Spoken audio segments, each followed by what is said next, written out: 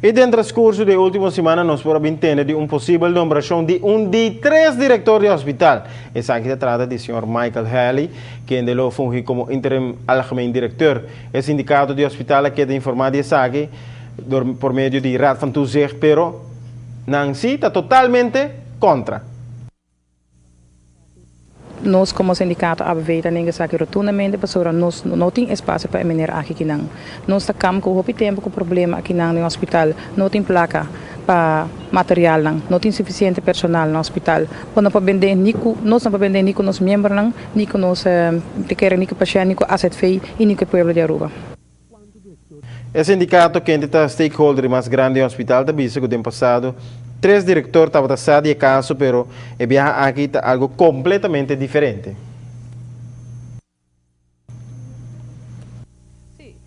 Sim, que sempre, no passado, a constelação do hospital sempre está fungindo por meio com o médico diretor e o médico diretor está voorzitter. E botinha depois também financieel diretor. De tempo de fundo Dr. Hagens, Dr. Leo, de seguir para Dr. Hokoyu, Dr. Booston, estava tem a constelação de 2 diretores, financieel diretor e médico diretor. Pero a diferença de viajar aqui está com o nome Dr. Jaime Falcone como médico diretor, pero não há autoridade para voorzitter. Então, não tem problema com a hora de tomar decisão. E eu acho que o algemene diretor, então, é pretexto que usa para para evitar para parte é trabalho, é bom, pero me quer cada quem tem lugar que não é bom, tem seu projeto coordenado que está canando tremendo, dus a nós também é necessidade e que hora a nós mestre brinca para CAO, nós mestre huelga, nós temos bem no governo, o governo se põe landsbedrag para nos pagar algo.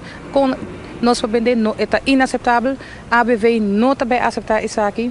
Outro ano em januário nós estamos com CAO, tem CAO de Lantiporta e me saco é mesmo cantiga de tur ano que não tem placa.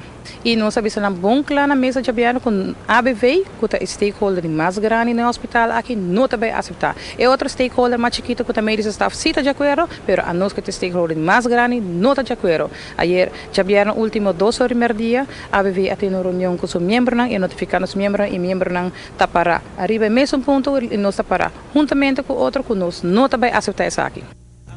O sindicato dá de opinião como o Sr. Jaime Falcone em seu lugar como diretor médico e assim também como voorzitter para evitar problemas no futuro. Está planeado para dia 1 de novembro próximo, o diretor novo entra em função, pero como que o sindicato está em contra disso aqui, já começa a mandar carta em espera de contexto positivo. Para não, senão, quizás lo estaríamos em reunião para fora de não trabalhar em forma de protesta para o Isaac.